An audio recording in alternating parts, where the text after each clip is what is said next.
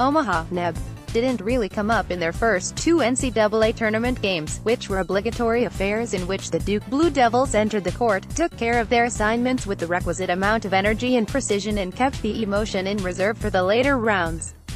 Senior guard Grayson Allen insists, however, it is not incongruous to deliver one of those trademark Duke floor slaps while preparing for a possession of zone defense. "Yeah, you can definitely slap the floor playing zone," Allen said Thursday. "Slapping the floor is all about intensity and getting a stop. I don't know if anyone's seen it yet or seen it in a zone yet. Definitely can, though. It more symbolizes a stop than it does man-to-man defense." March Madness 2018, Duke vs. Syracuse matchup pick predictions. It is no surprise the opponent Friday night for number 2 seed Duke, no. 11 seed Syracuse, is committed entirely to employing zone defense. It's been that way since Jim Boeheim was 52. He'll be 73 at tip-off of this one. It still is jarring to many when they see players wearing Duke uniforms line up in his zone. There was a time when the Duke insignia itself, whether the one with the six-sided diamond shape in the middle, or the one with the devil head superimposed, symbolized man-to-man defense. It was part of the DNA of any Mike Krzyzewski team. He and his staff recruited long, quick athletes such as Grant Hill and Brian Davis and Tony Lang, and those guys overplayed the wings so ferociously opponents couldn't even make the pass to initiate their offense. They couldn't run their sets. It was to Krzyzewski's credit, however, that he was flexible enough with his approach to do what this team needed, not what he'd always preferred. It's not new, of course. He played his man defense differently during the J.J. Redick years, or when he won the championship with a bigger front court and less explosive offense in 2010. He always has been willing to change his offense to accommodate the talent on hand. The Kersey, Duke freshman helped vets get over painful, year-long wait for sweet relief. There are excellent college basketball coaches who prefer to play things one particular way, though, who refuse to play a zone because they don't believe in it or won't slap a press on an opponent until it's too late.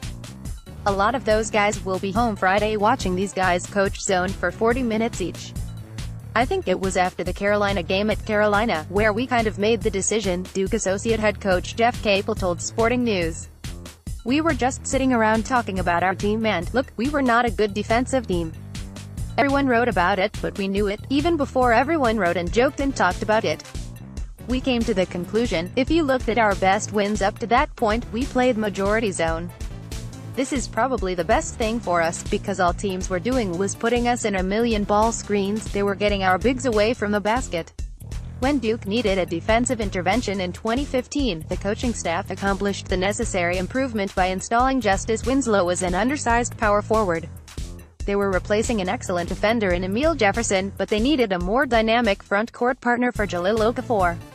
More, Kansas vs. Clemson matchup pick predictions. After holding just 7 opponents below .90 points per possession during the regular season, they did it in 5 consecutive NCAA tournament games. Their defensive efficiency ranking at KenPom.com dropped from no. 57 as the tournament began to number 12 after the title game victory over Wisconsin. Such a maneuver was available to them this year, but it would have meant removing one of the team's 2 lottery pick big men from the base lineup. Which would you have benched in favor of the very capable Javin DeLauriere, center Wendell Clark, or power forward Marvin Bagley? Oh, and to help you out with that question, allow us to remind you Bagley is a Sporting first-team All-American and averages 21.2 points and 11.3 rebounds, and Carter was named second-team All-ACC and averages 13.6 points and 9.2 rebounds. Yes, that's right, the answer is neither. Bender, for Louisville, it's Chris Mack or bust. The correct answer was a strategic change. And it worked. A team that was 105th in defensive efficiency in early January now ranks no. When you rely on freshmen, and this year it's tough to get them to understand how hard you have to play defense, how hard you have to concentrate, you have to focus. And the main thing is talk. Capel said, "They don't know. As much as you try to teach and they get experience, it's different when you're in the heat of the battle in conference play." The Devils gave up 82 points in that Feb. 8 loss.